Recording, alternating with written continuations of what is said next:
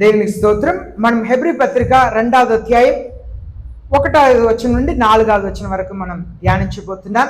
Hebrew పత్రిక 2వ అధ్యాయం 1 నుండి 4 వచనాలే మనం ధ్యానించబోతున్నాం. For this reason we must pay much closer attention to what have been heard so that we do not drift away from it. దేవుని వాక్యం ఇలాగ సెలవిస్తుంది. తెలుగులో చదువుదాం. కావున మనము వినిన సంగతులను విడిచిపెట్టి కొట్టుకొని పోకుండానట్లు వాటి యందు మరి విశేష జాగ్రత్త కలిగి ఉండవలెను. మనం వినిన వాటిని మనం పోగొట్టుకుంటాం. దానికే యేసే చెప్పారు, ఒక వ్యక్తి విత్తుటకు బయలుదేరారంట. పొలంలో విత్తుతున్నప్పుడు కొన్ని విత్తనాలు దారి మీద పడిందంట, కొన్ని విత్తనాలు ముళ్ళుల మీద పడిందంట, కొన్ని విత్తనాలు రాయి ఉన్న చోట్ల పడిందంట, కొన్ని విత్తనాలు పొలంలో పడిందంట. అయితే దారి మీద పడిన విత్తనాలని ఆకాశ పక్షులు వచ్చి ఎత్తుకెళ్ళిపోయాయంట. ముళ్ళు మీద పడిన విత్తనాలంతా కూడా ములిచిందంట. కానీ ఆ ముళ్ళు వలన అది ఇంకా పైకి ఎదిగి ఫలించలేకపోయిందంట. రాతి బండ మీద పడిన విత్తనాలు ములిచిందంట, కానీ వేరు కింద తన్నలేక అవి చనిపోయిందంట. కానీ మంచి పొలంలో పడిన విత్తనాలు 100, 60, 30 ఫలించిందంట. యేసే ఇక్కడ చెప్తున్నారు, దారి మీద పడిన విత్తనాలు అంటే సాతానుడు ప్రతి ఒక్కరు మనసు నుండి ఎత్తుకెళ్ళిపోతున్నాడని. మనం మనసులో పడిన దేవుని వాక్యంని మనం కాపాడాలి. మీ విలువైన వస్తువుని, మీ పర్స్ని కానీ మీ మొబైల్ ఫోన్ని కానీ మీరు ఇంటి ముందు మీరు పడేసి మీరు ఇంట్లో కూర్చుంటే ఎవరైనా ఎత్తుకెళ్ళిపోతారు. విలువైన వాటిని మీరు భద్రంగా దాచిపెట్టాలి. మీ బంగారంని మీరు దాచిపెట్టాలి. ఎలాగనే వినే వాక్యంని హృదయంలో దాచిపెట్టాలి. హృదయంని దాచిపెట్టకుండా నిరుత్సాహముగా లేదు నిర్లక్ష్యముగా జీవిస్తుంటే సాతానుడు ఎత్తుకుపోతాడు. కనుక మనం దాచిపెట్టాలి. విత్తనంని ఏం చేస్తున్నాం? విత్తనంని ఒక హోల్ వేసి దాంట్లో విత్తనం వేసి దాన్ని బూడుస్తున్నాం కదా, విత్తనం దాచి పెడుతున్నాం. విత్తనం అలా పైన ఉంటే ఆకాశ పక్షులు తినివేస్తాయి. కనుక మనం విత్తనంని దాచి ఉంచుతున్నాం. క్రైస్తవ జీవితం, విశ్వాస జీవితం క్రీస్తులో దాయబడి ఉండాలి. ఒకవేళ మీ క్రైస్తవ విశ్వాసం క్రీస్తులో దాయబడకపోతే ఆ విశ్వాసం దొంగలించబడటానికి చాలా అవకాశం ఉన్నది. అలాగే ముళ్ళు మీద పడిన చెట్ల గురించి యేసయ్య చెప్తున్నారు. అది దానికి చాలా ఆశ అంట. అనగా నేను ఎలా సంపాదించాలి, నేను గొప్ప వ్యక్తిగా ఎలా మారాలి, ఎదగలేకపోయిందంట. లోకంలో ఉన్న చింత బాధ అంతా కూడా ఎదగలేక ముంచి వేసిందంట. ఈనాడు చాలా మంది నేను గొప్పవాడు కావాలి, నాకు గుర్తింపు కావాలి, ఈనాడు ఏమి లేకుండా ఈనాడు మాయమైపోయిన వాళ్ళు ఉన్నారు. అలాగే రాయి మీద పడిన వాటిని గురించి యేసయ్య చెప్తున్నారు.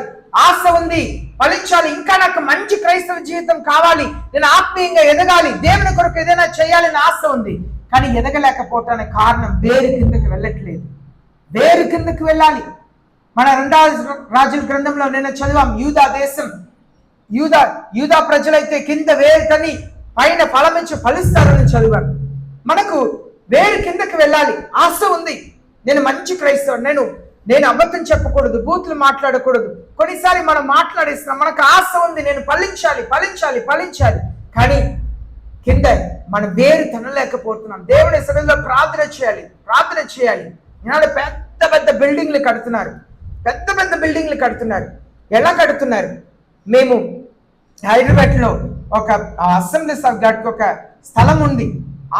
ఆ నాయకుడు అయితే ఏం చేశారు, అప్పుడు నాకు పెళ్లి అయిన సమయంలో 20 సంవత్సరాల క్రితం మేము మియాపూర్ సెంటర్లో క్రాస్ రోడ్లో మేము దిగి నడుచుకొని వెళ్ళాలి. ఆటో ఉండదు, అన్ని అడవిలు, ఒక చిన్న బట్టి కొట్టు ఉంటుంది, సిగరెట్లు ఇలాంటిది దొరికే కొట్టు మాత్రం అక్కడ నుండి నడిచి వెళ్తాం 20 సంవత్సరాల క్రితం. కానీ ఈనాడు వెళ్ళి చూస్తే ఏం కనపట్ల, అన్ని పెద్ద పెద్ద పెద్ద పెద్ద బిల్డింగ్లు. అక్కడ పక్కన ఈ అధికారి ఏం చేశారంటే, నాయకుడు ఇదంతా పెద్ద బండరాయిలు ఉన్నాయని చెప్పి బండరాయి లేని స్థలంని కొని సంస్థ కొరకు కొనుక్కున్నారు. ఇప్పుడు అక్కడ చూస్తే ఆ బండరాయి ఉన్న స్థలంని కొని దాన్ని బాంబులు వేసి దాన్ని పేల్చి ఇప్పుడు అక్కడ పెద్ద పెద్ద బిల్డింగ్లు కట్టేశారు. మనకు హృదయం బండలా ఉన్న హృదయంని దేవుని వాక్యం చెమ్మటిల్లా అంటారు. ఆ చెమ్మటి దేవుని వాక్యం బండలాంటి హృదయంని పగలకొట్టుద్దంట. కనుక కొన్నిసారి మన హృదయం బండలాంటి హృదయం ఉండిద్ది. దేవుని వాక్యం మన హృదయంని పగలకొట్టుటకు అనుమతించాలి. యెరెమీయా ప్రవక్త అదే చెప్పారు. దేవుని వాక్యం చెమటి లాంటిది, అది బండ రాయిని పగల కొట్టింది. ఎప్పుడు వాక్యం బండ రాయి లాంటి దాన్ని పగల కొడుతుందో అప్పుడు వేరు లోన వెళ్ళి ఫలించుటకు అవకాశం ఉండింది. మన ఆత్మీయ జీవితంలో, క్రైస్తవ జీవితంలో మనం ఇంకా ఎదుగుతాం, క్రీస్తులో బాగా ఎదుగుతాం. ఆ 2వ రాజుల గ్రంథంలో ఆ మాటని మనం చదువుతాం. 2వ రాజుల గ్రంథం 19వ అధ్యాయం 30వ వచనం. The surviving remnant of the house of Judah will again take root downward and bear fruit upward. యూదా వంశంలో తప్పించుకొనిన శేషము ఇంకనూ క్రిందికి వేరు తన్ని మీదకి ఎదిగి ఫలించును. కిందకి వేరు తనితేనే మనం పైకి ఎదుగుతాం. మన ఆత్మీయ జీవితం పైకి ఎదగట్లేదంటే కింద బండ రాయి ఉందని అర్థం. మనస్సు బండ రాయిలా ఉంది, వాక్యంని స్వీకరించలేకపోతున్నాం, వేరు కిందకి వెళ్ళలేకపోతున్నాం అర్థం. మనం పైకి ఎదగట్లేదు, ఆత్మీయ జీవితంలో ఎదగట్లేదంటే ఆత్మీయ జ్ఞానం సరిపోలేదు. ఇంకా లోకస్తులు ఎలా ప్రవర్తిస్తున్నారో అలాగే మనం ప్రవర్తిస్తున్నాం, లోకస్తులు ఎలా చేస్తున్నారో అలాగే జీవిస్తున్నామంటే ఇంకా బండ మనసు పగలేదని అర్థం. డైనమైట్ అంటారు కదా, బాంబు వేస్తారు రాయి మీద, రాయి లోపల బాంబు వేసి ఆ బండను పగల కొడతారు, కొండను పగల కొడతారు. అలాగే పెద్ద పెద్ద బిల్డింగ్లు కడుతున్నారు, బండను పగల కొట్టి పునాది వేస్తున్నారు. లోతైన పునాది ఎప్పుడు వచ్చేదంటే పగలాలి. డైనమైట్ అయిన దేవుని వాక్యం మన హృదయంలో పగల కొట్టాలి, అప్పుడే విత్తనం పైకి ఎదుగుతుంది. మన ఆత్మీయ జీవితంలో ఇంకా ప్రార్థన లేదు, వ్యక్తిగతంగా మీరు ప్రార్థన చేయట్లేదు, వాక్యంని దేవుని వాక్యంని చదవట్లేదు, ఇంకా దేవునికి అయిష్టమైన కార్యం చేస్తున్నారంటే ఇంకా బండ పగలలేదని అర్థం. దానికే ఈ హెబ్రీ పత్రిక 2వ అధ్యాయం సెలవిస్తుంది. ఫర్ దిస్ రీజన్, ఈ కారణం చేత, బండ పగలకుండా ఉన్న కారణం చేత we must pay much closer attention to what we heard. మనం ఏదైతే వింటున్నామో దాని గురించి జాగ్రత్త పడాలంట. ఎందుకు జాగ్రత్త పడాలి? నిజముగా విత్తపడే విత్తనం నా హృదయంలో పగిలిందా, నా హృదయం పగిలిందా? జాగ్రత్త పడాలి, వాక్యంని జాగ్రత్తగా వినాలి. నేను ఆత్మీయంగా ఫలించాలని వినాలి, నా ఆశీర్వాదం పొందుకోవాలని వినాలి. ఏదో దేవుని సన్నిధికి వచ్చా వాక్యం వినకూడదు. So that we do not drift away. మనం తప్పిపోకుండా ఉండినట్లుగా మన వాక్యం వినాలి. ఈనాడు చాలా మంది తప్పిపోతున్నారు, విశ్వాసంలో తప్పిపోతున్నారు, దేవుని మందిరంలో తప్పిపోతున్నారు, వాక్యం విని అభ్యంతర పడుతున్నారు. వాక్యం అద్దం లాంటిది. నేరమే పత్రికలో చదువుతున్నాం, అది మనల్ని చూపిస్తంట. మనం అద్దం ముందు నిలబడితే మనం ఎలా ఉన్నామని అద్దం చూపిస్తుంది. వాక్యం చెమటి లాంటిది, కానీ ఈనాడు ప్రజలకు ఇష్టం లేదు. దేవుని సేవకులు కుట్టుట తైలాభిషేకం దేవుని వాక్యం సెలవిస్తుంది. హెచ్చరిస్తూ పరిశుద్ధ ఆత్మ దేవుడు హెచ్చరిస్తే పరిశుద్ధ ఆత్మకు లోబడాలి. అయ్యా నన్ను నేను మార్చండి, నేను మారుతాను, మారటానికి ఇష్టం కలిగి ఉన్నాను అని చెప్పాలి. కానీ నేను బాధపడ్డాను, నన్ను ఇలాగ మాట్లాడారు, నన్ను అవమానపరిచారంటే మీరు సేవకుల్ని కాదు, పరిశుద్ధ ఆత్మ దేవుని మీద అలుగుతున్నారు, దేవుని మీద అలుగుతున్నారు. ఈనాడు చాలా మంది దేవునికి దూరం అయిపోతున్నారు. విశ్వాస జీవితంలో డ్రిఫ్ట్ అవే, వాళ్ళు విశ్వాస జీవితం నుండి వెళ్ళిపోయారు. అది ఈనాడు చాలా మంది జీవితంలో జరుగుతుంది. 1వ తీమోతి పత్రిక 1వ అధ్యాయం తీసుకుంటాం.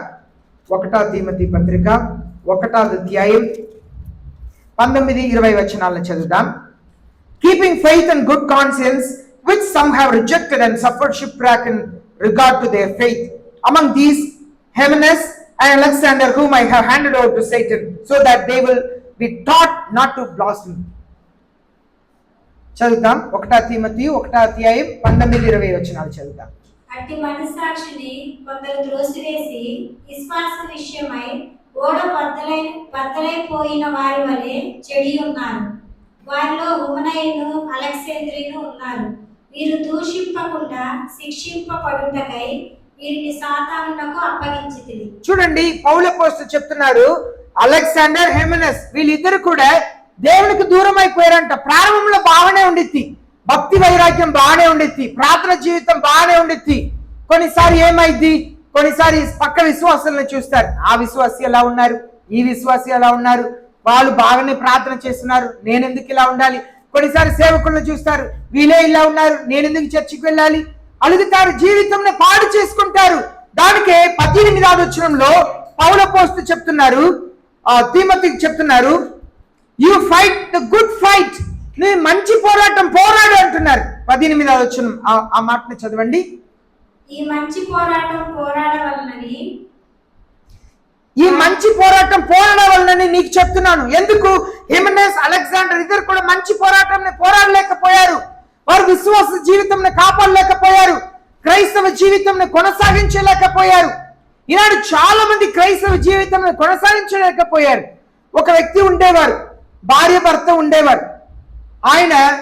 ఆయన మొదటి భార్య ఉన్నప్పుడు యేసయ్య నమ్ముకున్నారంట, బాప్తిసం పొందుకున్నారంట. తర్వాత మొదటి భార్య చనిపోయిన తర్వాత రెండవ భార్యను చేసుకున్న తర్వాత దేవునికి చాలా దూరం అయిపోయారు, చర్చికి వెళ్ళిందే లేదంట. ఆయన చెప్తున్నారు, నా మొదటి భార్య ఉన్నప్పుడు నేను చర్చికి వెళ్ళేవాడిని, నేను బాప్తిసం కూడా తీసుకున్నాను, కానీ దేవునికి దూరం పోయారు. తర్వాత చనిపోయారు. ఆయన చనిపోక ముందు వచ్చారు ఒకరోజు, పాస్టర్ గారు నేను చనిపోతున్నానని చెప్పేశారు, నాకు క్యాన్సర్ని చెప్పేశారు, నా కొరకు ప్రార్థన చేయండి పాస్టర్ గారు అన్నారు. ప్రార్థన చేసి పంపించాం. మరో రోజు చనిపోయారు.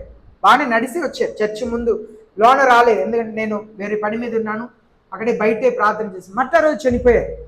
ఆయన కానీ వచ్చి ప్రార్థన చేయమన్నారు. మొదటి భార్య ఉన్నప్పుడు బాగానే ఉన్నారు, రెండో భార్య చేసుకున్న తర్వాత దేవునికి దూరం అయిపోయాను. చనిపోయే ముందు యేసయ్య దగ్గర నేను చేసేదంతా పాపంని చెప్పి నేను ప్రార్థన చేస్తున్నాను పాస్టర్ గారు. ఏంటంటే డాక్టర్ చేయబడి చేశారు, హాస్పిటల్లో ఉన్నా కూడా, గవర్నమెంట్ హాస్పిటల్లో ఈ ఊర్లో ఉన్న వ్యక్తి నేను చెప్తున్నాను. చాలా కాలం మన చర్చ్ దగ్గర ఇల్లు వేసుకొని ఉండేవారు ప్రారంభంలో. అయితే చాలా మంది బాగానే ప్రారంభిస్తారు జీవితంలో, ఏదో ఒక కారణంతో దేవునికి దూరం అయిపోతారు.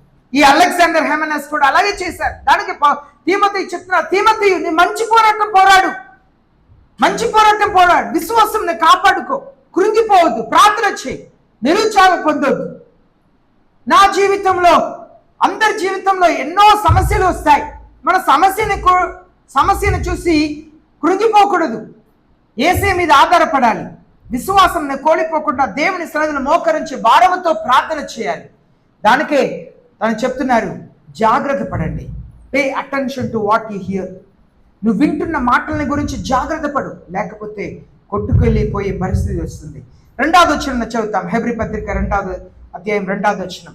For if the word spoken through angels proved unutterable, and every transgression and disobedience received a just penalty. ఎందుకనగా దేవదూతల ద్వారా పలుకబడిన వాక్యము స్థిరపరచబడినందున ప్రతి అతిక్రమమును అవిధేయతయు న్యాయమైన ప్రతిఫలము పొంది ఉండగా. ఇక్కడ మనం చూస్తున్నాము, ప్రతి ఒక్క దేవదూతలు చెప్పిన మాట కూడా సత్యమైతే, దేవదూతలు పలికిన మాటలు సత్యమైతే, జడ్జెస్ ఆ న్యాయాధిపతులు 6వ అధ్యాయం తీసుకుంటే, న్యాయాధిపతులు 6వ అధ్యాయాన్ని తీసుకుంటాం. ఇక్కడ న్యాయాధిపతులు 6వ అధ్యాయంలో మనం చూస్తున్న కార్యం ఏంటంటే, ఇక్కడ గిదియోన్ని గురించి చూస్తున్నాం. గిదియోన్ ఒక వ్యక్తి ఉన్నాడు. ఆ గిదియోన్ దగ్గర దేవదూత వచ్చి ఇలాగ మాట్లాడుతున్నారు. The angel of the Lord came and sat under the oak that was in Ophrah, which belonged to Joash the Abiezrite, as his son Gideon was beating out wheat in the winepress in order to save it from Midianites. The angel of the Lord appeared to him and said to him, the Lord is with you, O valiant warrior. చదువుతాం 1-2 వచనాలని. ఇశ్రాయేలీయులు యెహోవా దృష్టికి దోషులైనందున యెహోవా 7 ఏళ్లు వారిని మిద్యానీయులకు అప్పగించెను. మిద్యానీయుల చెయ్యి ఇశ్రాయేలీయుల మీద హెచ్చాయను గనుక వారు మిద్యానీయుల ఎదుట నిలవలేక కొండలోనున్న వాగులను, గోలను, దుర్గములను. 6వ అధ్యాయం 11వ వచనం, 11-12 వచనాలు. 6వ అధ్యాయం. యెహోవా దూత వచ్చి అబీయెజ్రీయుడైన యెహోషువన కలిగిన ఓఫ్రాలోనే మస్తకి వృక్షము క్రింద కూర్చుండెను. యోవాషు కుమారుడైన గిద్యోను మిద్యానీయులకు మరుగై ఉండునట్లు గానుగ చాటున గోధుమలను దుల్లగొట్టుచుండగా యెహోవా దూత అతనికి కనబడి, పరాక్రమము గల బలాఢ్యుడా, యెహోవా నీకు తోడై ఉన్నాడని. చూడండి, ఆయన ఏం చేస్తున్నారంటే, దాగి ఉండి ఆ వీటిని తీస్తున్నారంట, దాగి ఉన్నారంట. దాగి ఉన్న వ్యక్తి దగ్గర దేవదూత వచ్చి చెప్తున్నారు, పరాక్రమశాలి, దేవుడు నీకు తోడై ఉన్నారు. దేవదూతలు చెప్పిన మాటల్ని పట్టుకొని ఆయన విశ్వాసముతో వేయగా మిద్యానులకు విరోధముగా దేవుడు గొప్ప అద్భుతమునే చేశారు. 300 మంది ద్వారా, ఈ గిదియోను ద్వారా గొప్ప అద్భుతమునే చేశారు. అది హెబ్రీ పత్రిక 2వ అధ్యాయం 2వ వచనంలో చదువుతున్నాం. దేవదూతలు చెప్పిన మాటలే అది అన్అడల్టరబుల్ అనగా మార్చలేని మాటలైతే, స్థిరపరచబడినట్లయితే, ఇప్పుడు మనం చూస్తాము ఇదే జడ్జెస్ లో న్యాయాధిపతులు 13వ అధ్యాయం 3వ వచనం చదువుదాం. న్యాయాధిపతులు 13వ అధ్యాయం 3వ వచనం చదువుదాం. ఇక్కడ సంసోను గురించి మనం చదువుతున్నాం. చదవండి.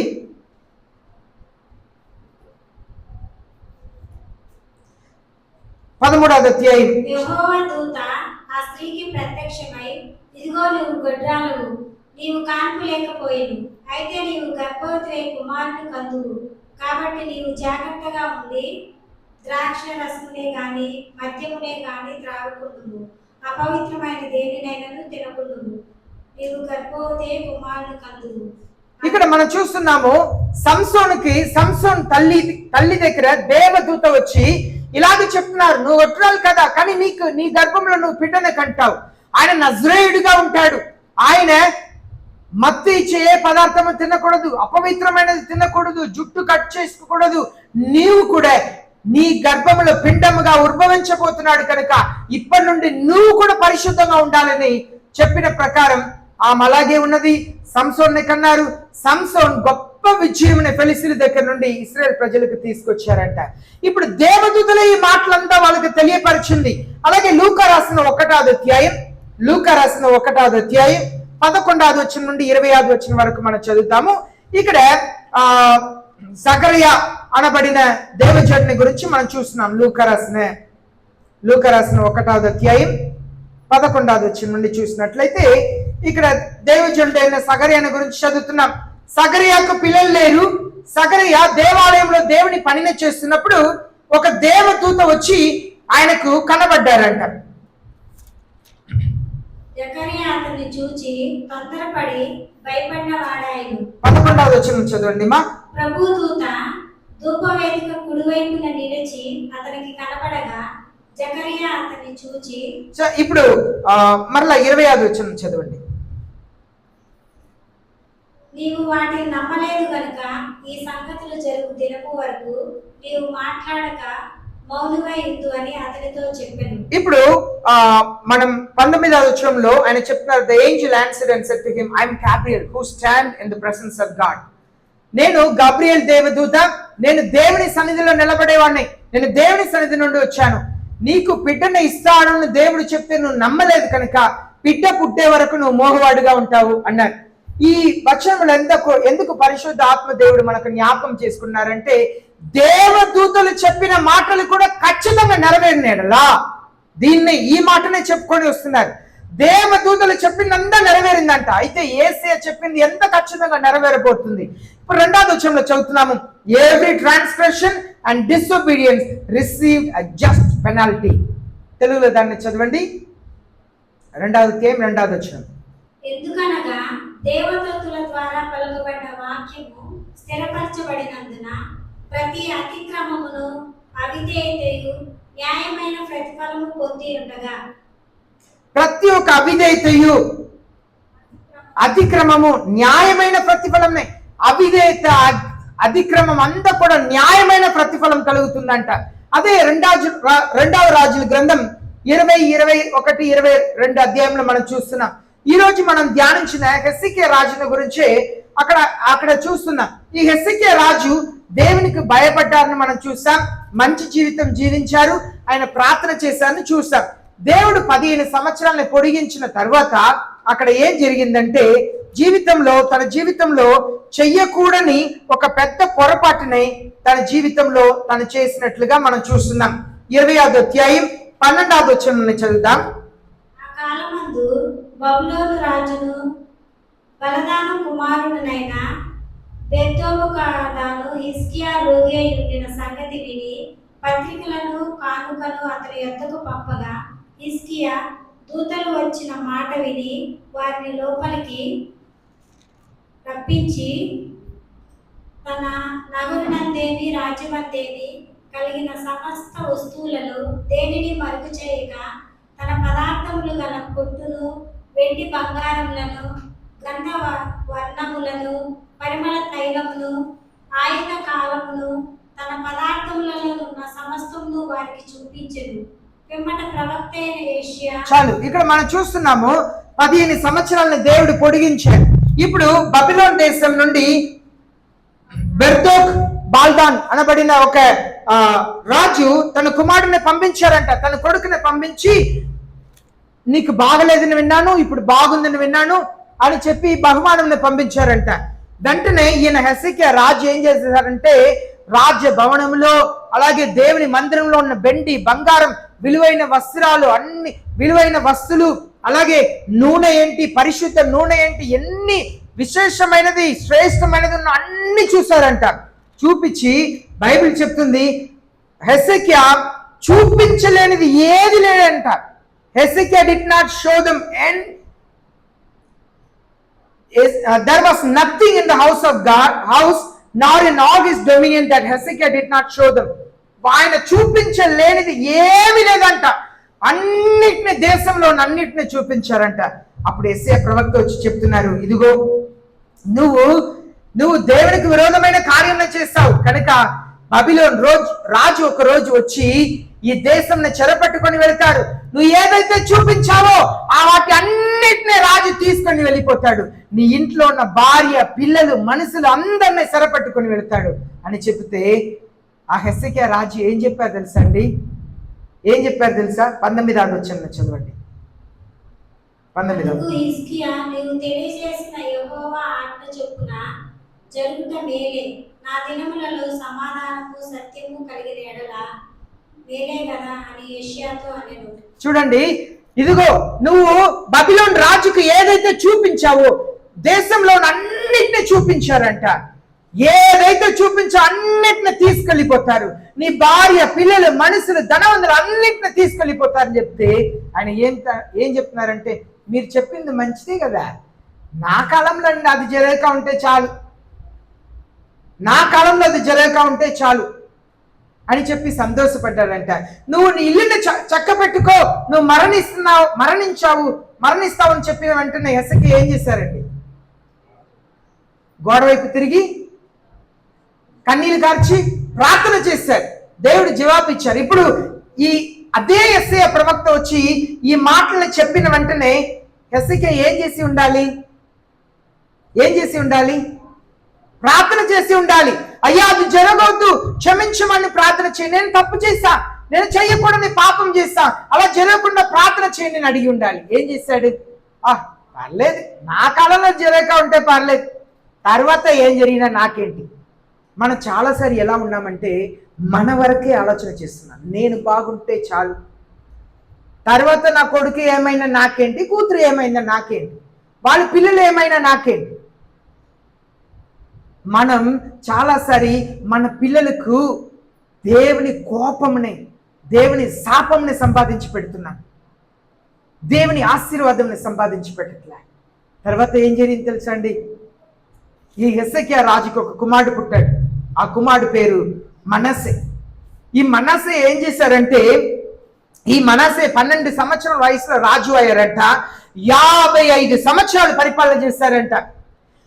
మనస్సేలా అన్ని సంవత్సరాలు ఇశ్రాయేల్ దేశంని, యూదా దేశాన్ని పరిపాలించిన రాజు ఎవ్వరు లేరండి, ఎవ్వరు లేరు.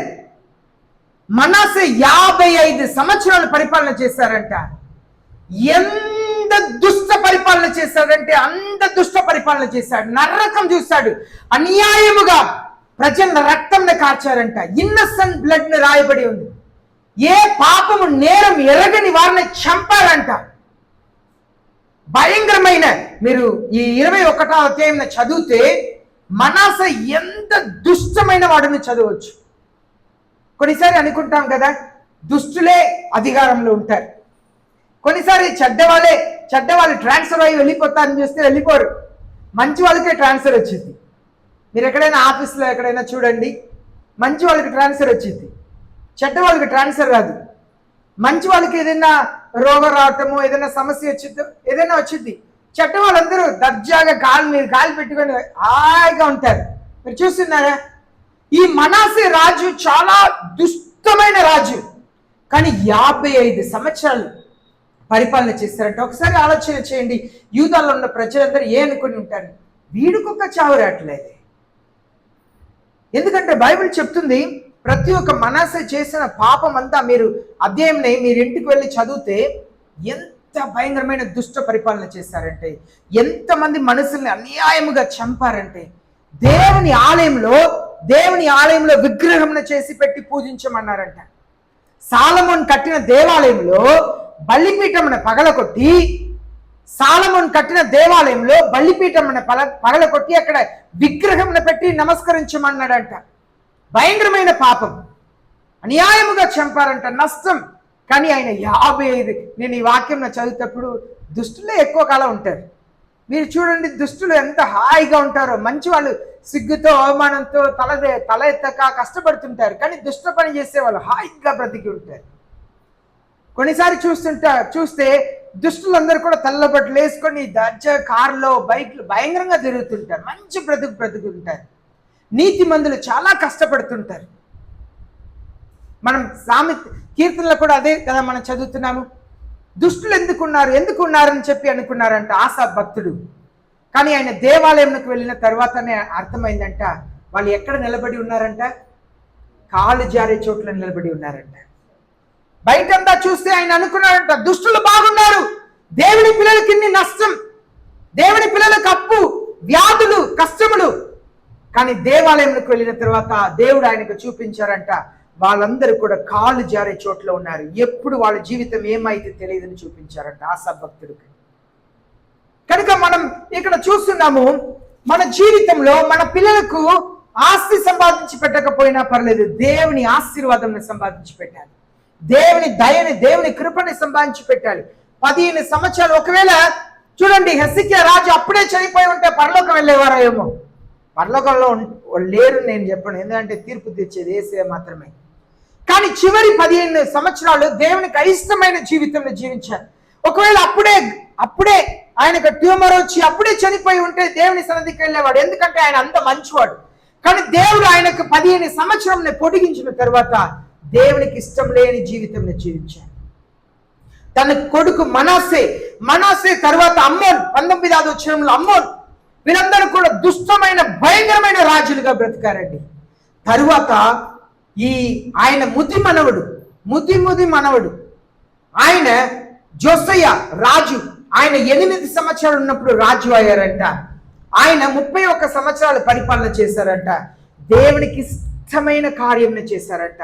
దావీదు వలె దేవునికి ఇష్టమైన కార్యం చేశారంట. కనుక దేవుడు చెప్తున్నారు, హుల్దా అన్న ఒక ప్రవక్త ఉన్నారు 14వ వచనంలో. ఆ హుల్దా ప్రవక్త ద్వారా చెప్తున్నారు 19వ వచనంలో, because your heart was tender, you humbled your self before the lord, when you heard that I have spoke against this place. నేను ఈ మాటలంతా కూడా, చెడ్డ మాటలంతా కూడా, ఈ స్థలమునకు విరోధంగా నేను మాట్లాడిన వెంటనే నీ బట్టల్ని చింపుకొని ప్రార్థన చేశావు కనుక, నీ హృదయం లేత హృదయముగా, మంచి హృదయముగా కనిపించింది కనుక నీ కాలంలో ఇది జరగదు, నీ తరువాత జరిగింది. అప్పుడే ఇశ్రాయేల్ ప్రజలందరూ కూడా బానిసలుగా వెళ్ళింది మనం చూస్తున్నాం. దానియేలు కూడా అప్పుడు బానిసగా వెళ్ళిన కాలం అదే. దానియేలు, హననీయ, మిజేల్, అజరియా వీళ్ళందరూ కూడా బానిసలుగా వెళ్ళిన కాలం అది. దానికి ముందే యెషయా, తర్వాత యెరెమీయా ప్రవక్త ప్రవచించారు. ఎందుకు పరిశుద్ధ ఆత్మదేవుడు మీకు చూపిస్తున్నారంటే, దేవుని తీర్పు ఖచ్చితంగా నెరవేరుతాయి. దేవుని తీర్పు ఖచ్చితంగా ఉంటుంది. యెషయా కాలంలో యెషయా చేసిన పొరపాటు కదా, యెషయా రాజును చేసిన పొరపాటు వల్ల యెషయా ప్రవక్త ద్వారా దేవుడు పలికిన మాటలు, తన కుమారుడు మనస్సే తర్వాత, తన మనవడు అమ్మోన్ తర్వాత, ముది మనవడు జోసియా కాలం తర్వాత దేవుడు నెరవేర్చాడు. దేవుడు చెప్పిన కార్యం జరిగింది కనుక దేవునికి ఇష్టమైన కార్యం మాత్రమే చేయాలి. 2వ వచనంలో మనం చదివాము, ప్రతి ఒక్క ట్రాన్స్గ్రెషన్, డిసొబీడియన్స్. ఈనాడు అవిధేయత. నిన్నటి దినం మనం చదివాము. ఏం చదివాము?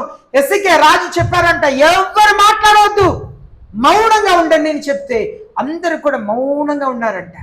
హదస్సా వచ్చి చాలా అసహ్యంగా మాట్లాడుతున్నారు, కానీ విని ప్రజలందరూ కూడా మౌనంగా ఉన్నారంట, ఏ ప్రత్యుత్తరం ఇవ్వక. ఈనాడు సేవకులకు విధేయత చూపించే విధేయత ఉందా? దేవుని సేవకులకు విధేయత ఉందా? దేవుని వాక్యములకు విధేయత ఉందా? విధేయత లేని జీవితంలో జీవిస్తే తగిన తీర్పునే పొందుతామని దేవుని వాక్యం సెలవిస్తుంది. 2వ వచనం 3వ వచనం చదువుతాం. హెబ్రీ పత్రిక 2వ అధ్యాయం 3వ వచనం. గొప్ప రక్షణను మనము నిర్లక్ష్యం చేసిన ఎడల ఎలాగ తప్పించుకుందాము? ఇంత గొప్ప రక్షణనే మనం నిర్లక్ష్యం చేస్తే ఎలాగ తప్పించుకుంటాం? మనం తప్పించుకోలేమండి. దేవుడు గొప్ప రక్షణను ఇచ్చాడు, కానీ ఆ రక్షణని చాలా మంది సులుకనగా ఎంచుకుంటున్నారు, విలువైనట్లేదు ఆ రక్షణకి. సరికొచ్చు సులుకనగా తీసుకుంటున్నారు. దేవుడు అంటే భయం లేదు. చాలా మందికి దేవుడి అంటే భయం లేదు. దేవుని మందిరంలో సరే, బయట సరే, రక్షణను కాపాడుకోవాలి. రక్షణ చాలా విలువైనది. రక్షణ చాలా విలువైనది. 1 తిమోతి పత్రిక 4వ అధ్యాయం 1వ వచనం చదువుదాం. 1 తిమోతి పత్రిక 4వ అధ్యాయం 1వ వచనం చదువుతాం.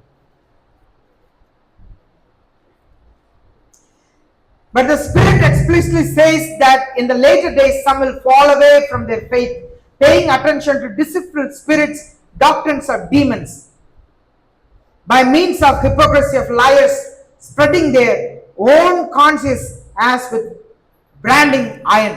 1-2 వచనాలు చదువుతాం. 1 తిమోతి పత్రిక 4వ అధ్యాయం 1-2. అయితే కడవరి దినములలో కొందరు అబద్ధికుల వేషధారణ వలన మోసపరచు ఆత్మయందును దయ్యముల బోధయందును లక్ష్యముంచి విశ్వాస భ్రష్టులగుదురని ఆత్మ తేటగా చెప్పుచున్నాడు. విశ్వాస భ్రష్టులు అయిపోతారంట. దానికే సంఘంలో ఏదైనా కఠినమైన వాక్యం ఖచ్చితంగా దేవుని పక్షం నిలబడి చెబితే అలిగుతారు. నన్నే మాట్లాడుతున్నారు, మమ్మల్నే టార్గెట్ చేస్తున్నారు, మా గురించే వాక్యం చెప్తున్నారు, అలిగి వెళ్ళిపోతారు. దేవుని మందిరం ఆడటం కాదు, వాళ్ళు దేవునికే దూరం అయిపోతున్నారు. ప్రియమైన దేవుని జనమా, చాలా మంది భ్రష్టత్వంలోకి వెళుతున్నారు. తగ్గింపు మనసు లేదు, తగ్గింపు జీవితం లేదు.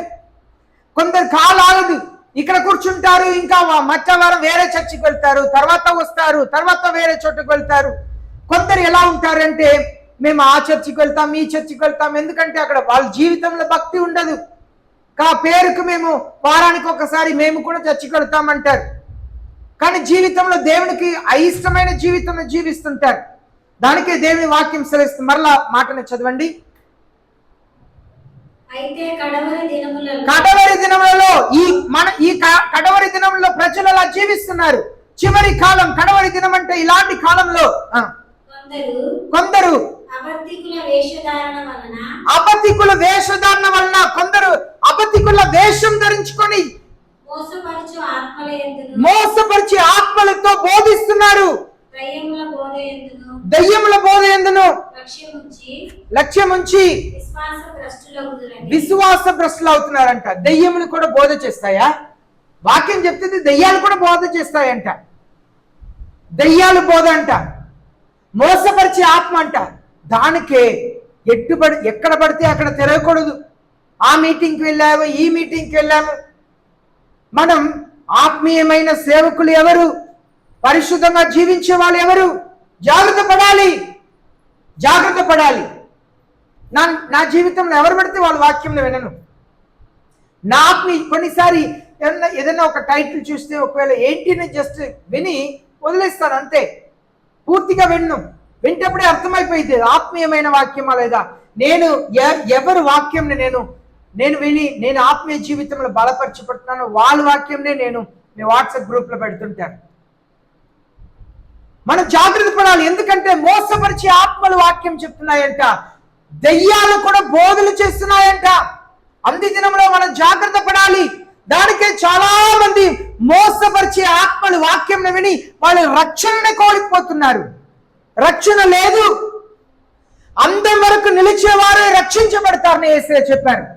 నువ్వు రక్షించబడాలంటే చివరి వరకు ఓర్పుతో నిలబడాలి, కష్టపడాలి, సమస్తంని ఓర్చుకోవాలి. అప్పుడే నువ్వు రక్షించబడతావని దేవుని వాక్యం సెలవిస్తుంది. హెబ్రీ పత్రిక 6వ అధ్యాయం 4 నుండి 6 వచనాలు చదువుతాం.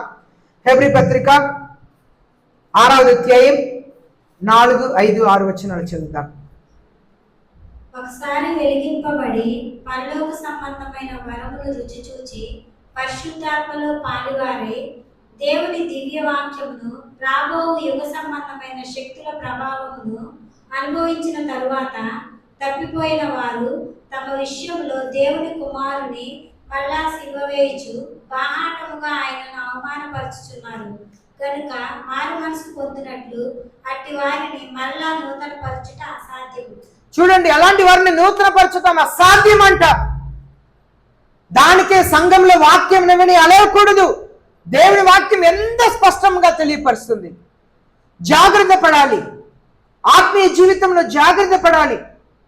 సేవకుడికి డబ్బు మీద ఆశ ఉండకూడదు, లోకం మీద ఆశ ఉండకూడదు, దేవుని పిల్లలకు ఆశ ఉండకూడదు.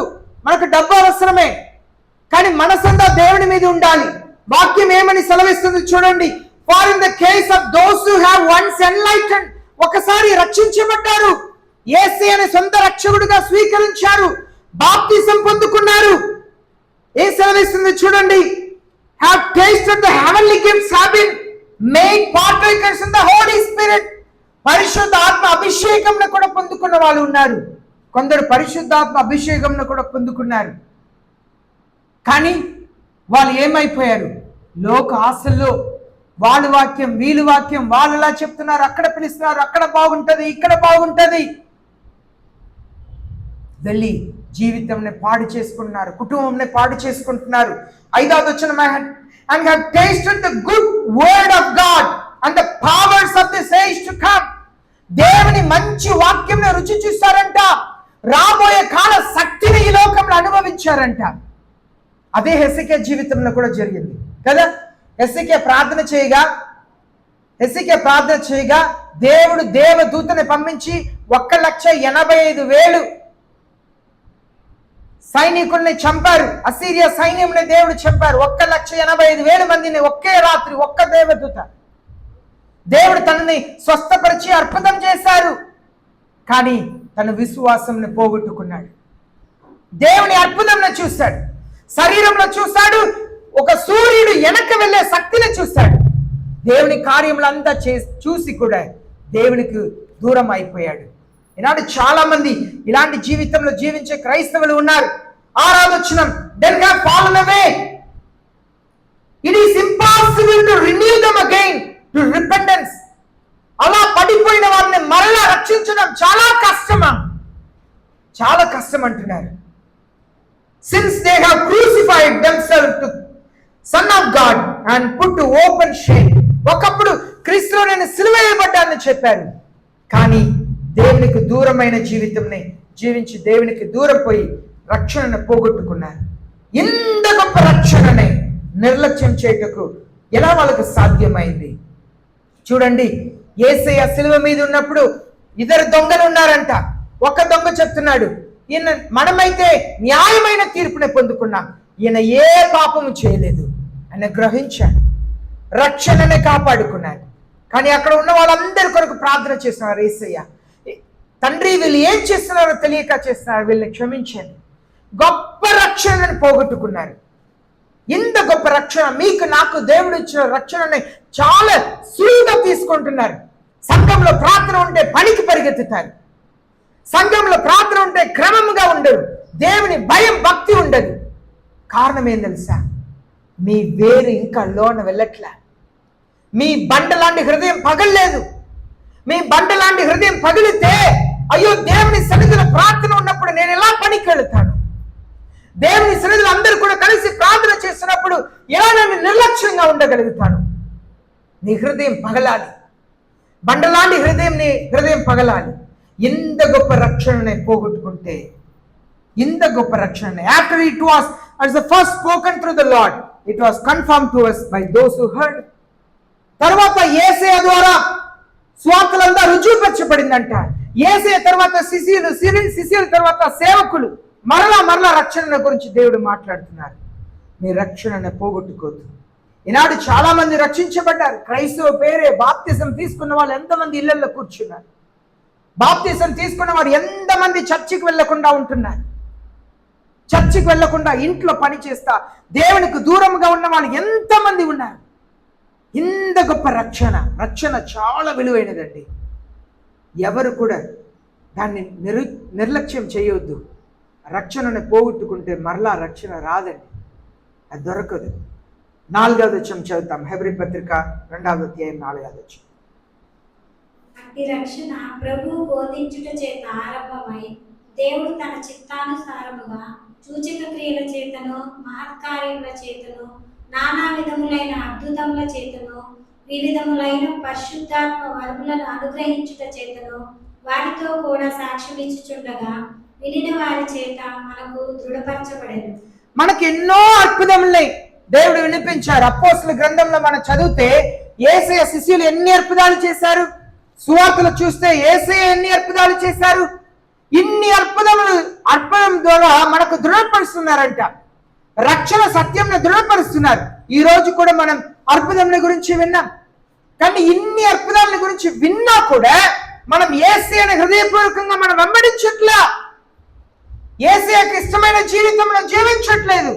క్రైస్తవులు సరే, సేవకులు సరే, చాలా మంది తాము మోసపరుచుకుంటున్నారు. ఇంత గొప్ప రక్షణ, పరిశుద్ధ ఆత్మ వరములు పొందారంట. అక్కడ ఏమని ఉంది? By the gift of the Holy Spirit. తెలుగులో ఏమని ఉంది? By the gift of the Holy Spirit. పరిశుద్ధ ఆత్మ వరములు. 1వ కొరింథీ పత్రిక తీసుకుంటాం. 1వ కొరింథీ పత్రిక 12వ అధ్యాయం. 1వ కొరింథీ పత్రిక 12వ అధ్యాయం తీసుకుంటాం. ఇక్కడ పరిశుద్ధ ఆత్మ దేవుని వరంని గురించి 8వ వచనంలో చదువుదాం. 12వ అధ్యాయం 8వ వచనం నుండి చదువుదాం. ఓకే, ఒక నిమిషం. మనం 4వ వచనం నుండి 11వ వచనం వరకు చదువుతాం. 1వ కొరింథీ పత్రిక 12వ అధ్యాయం 4 నుండి 11 వరకు. కృపావరములు నానా విధములుగా ఉన్నవి గాని ఆత్మ ఒక్కడే, మరియు పరిచర్యలు నానా విధములుగా ఉన్నవి గాని ప్రభు ఒక్కడే. నానా విధములైన కార్యములు కలవు గాని అందరిలోనూ అన్నిటినీ జరిగించి దేవుడు ఒక్కడే. అయినను అందరి ప్రయోజనం కొరకు ప్రతి వానికి ఆత్మ ప్రత్యక్షత అనుగ్రహింపబడుచున్నది. ఎలాగనగా ఒకరికి ఆత్మ మూలముగా బుద్ధివాక్యమును, మరి ఒకరికి ఆ ఆత్మను అనుసరించిన జ్ఞానవాక్యమును, మరి ఒకరికి ఆత్మ వల్లనే విశ్వాసమును, మరి ఒకరికి ఆ ఒక్క ఆత్మ వల్లనే స్వస్థపరచు వరములను, మరి ఒకరికి అద్భుత కార్యములను చేయు శక్తియు, మరి ఒకరికి ప్రవచన వరమును, మరి ఒకరికి ఆత్మల వివేచనయు, మరి ఒకరికి నానావిధ భాషలను, మరి ఒకరికి భాషల అర్థము చెప్పు శక్తియు అనుగ్రహింపబడి ఉన్నవి. ఇదంతా కూడా పరిశుద్ధ ఆత్మ దేవుడు సంఘంలో మనందరికి ఇచ్చే ఒక బహుమానం. ఒక్కొక్కరికి ఒక్కొక్క బహుమానం ఇస్తున్నారంట. కొందరికి వాక్యం అర్థం చేసుకునే జ్ఞానం ఉంటదంట. కొందరికి ఏమని ఉంటదమ్మా? 8వ వచనం నుండి తెలుగులో మీరు చెప్పండి. జ్ఞానం ఉంటదంట కొందరికి. తర్వాత విశ్వాసం. కొంతమందికి చాలా విశ్వాసం ఉంటుంది సంఘంలో. చాలా భక్తిగా విశ్వాసముతో ప్రార్థన చేస్తారు. విశ్వాసం ఎదురుతో పంచుకుంటారు. తర్వాత కొందరికి స్వస్థపరిచే వరం ఉంటదంట. అది సేవకులకే కాదు, కొన్నిసారి కొంతమంది విశ్వాసులకు కూడా ఉంటది. మీరు గ్రహాలు దర్శించి గ్రహంలో ప్రార్థన చేసేటప్పుడు యేసయ్య కుటుంబంలో అద్భుతం చేస్తుంటారు. స్వస్థపరిచే వరం సేవకులకు మాత్రమే కాదు, దేవుని పిల్లలు అందరికి ఇస్తున్నారు. తర్వాత కొందరికి అద్భుతాలు జరుగుతాయంట. ప్రార్థన చేస్తే దేవుడు అద్భుతం చేస్తారంట. నేను ప్రార్థన చేస్తాను, మీ బాబుకి కార్యం జరిగిద్ది, మీరు నమ్మండి. నేను ప్రార్థన చేస్తాను, ఈ కార్యం మీకు అనుకూలంగా జరిగిద్ది, అద్భుతాలు జరుగుతాయంట. తర్వాత కొందరు ప్రవచనం చెప్తారంట. కొందరికి ఆత్మ వివేచన ఉండిద్దంట. అంటే చెప్పిన వెంటనే సంఘంలో చెప్తారు, కాదు ఇది దేవుని వాక్యం కాదు, ఈ ప్రవక్త, ఈ సేవకుడు సరైన సేవకుడు కాదు, ఆ సేవకుడు తను సులాభం కలిగిన సేవకుడు, ఆయన మంచి వ్యక్తి కాదు. వివేచన వరం ఉంటదంట. అందరికి వివేచన వరం ఉండదు. ఓకే, కొందరికి భాషల్ని అర్థం చేసుకునే శక్తి ఉంటదంట. ఎవరైనా భాషలో మాట్లాడితే దాన్ని అర్థం చేసుకునే శక్తి కొందరికి ఉంటుందంట. తర్వాత అయినను వీటన్నిటిని ఆత్మ ఒక్కడే తన చిత్తం చొప్పున పరిశుద్ధ ఆత్మ దేవుడు తన చిత్తానుసారముగా ఈ వరముల్ని అందరికి ఇస్తుంటారంట. ఇలాంటి వాటి ద్వారా దేవుడు తన వాక్యంని రుజువుపరుస్తున్నారు. అయినప్పుడు కూడా ఇంత గొప్ప రక్షణని ఎలాగ ఈ లోకంని ప్రేమించి మనం పోగొట్టుకుంటాం. చాలా మంది ఈ లోకంని, శరీరంని, శరీర ఆశల్ని ఇచ్చపరిచి శరీర ఇచ్చల్ని నెరవేర్చుటకు దేవునికి అవిధేయత చూపించి రక్షణను పోగొట్టుకుంటున్నారు. ఈనాడు చూడండి, ఎంతమంది బాప్తిసం పొందిన వారు త్రాగుబోతులుగా, తిరుగుబోతులుగా, విభచారులుగా, ఎంతమంది సేవకులు కూడా దేవుని అభిషేకంని పోగొట్టుకొని చేయకూడని పనిని చేసుకుంటున్న వారు ఎంతమంది విశ్వాసులైనా, సేవకులైనా ఎంతో మంది రక్షణను పోగొట్టుకున్నారు. మీ రక్షణ చాలా విలువైనది. ఆ రక్షణని మోకాళ్ళ మీద నుండి కాపాడుకోవాలి. వాక్యం సెలవిస్తుంది, నిలిచి ఉన్నాను అనుకున్న వాడు పడిపోకుండాన్నట్లుగా జాగ్రత్త పడాలంట. భయముతో, భక్తితో, వణుకుతో మీ రక్షణను కాపాడుకోమంటుంది దేవుని వాక్యం. అందరూ కూడా మోకరిస్తాం, ప్రార్థన చేస్తాం. ప్రియమైన దేవుని జనమా, మనకు తీర్పు అనేది ఖచ్చితంగా వస్తుంది. కానీ మనం దేవుని సన్నిధిలో పాప క్షమాపణ అడగాలి. మన రక్షణను కాపాడుకోవాలి. మనం హెస్సికియా ప్రవక్త వల్లే, హెస్సికియా రాజు వల్లే మన పిల్లలకు శాపంని సంపాదించే క్రైస్తవులుగా ఉండకూడదు. మనం చాలాసారి శాపంని సంపాదించి పెడుతున్నాం. దేవుని ఆశీర్వాదంని సంపాదించి పెట్టాలి. నీవు నీ పిల్లలకు ఏ సంపాదించి పెడుతున్నావు? డబ్బు కాదు.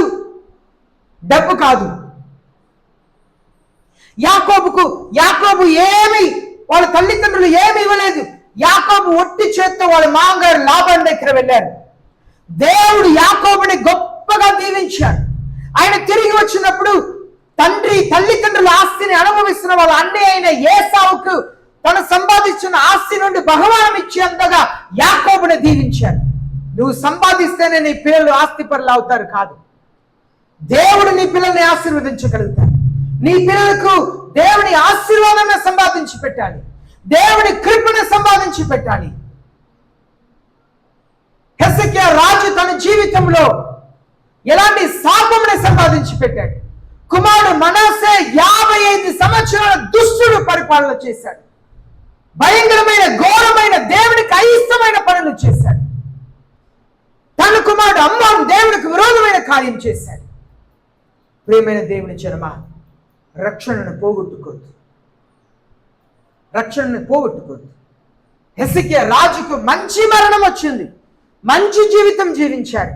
కానీ బ్రతకాలని ఆశ కలిగి దేవుని అడిగితే బ్రతుకుట ఒక 15 సంవత్సరాలను పొడిగించారు. ఆ 15 సంవత్సరాలు దేవునికి ఇష్టం లేని జీవితంని జీవించి మరణించాడు. ఇలాంటి ఒక జీవితం అవసరమేనా? రక్షణను పోగొట్టుకున్నారండి హెస్సికియా రాజు. రక్షణను పోగొట్టుకున్నాడు. ప్రియమైన దేవుని జనమా, జాగ్రత్త పడతాం.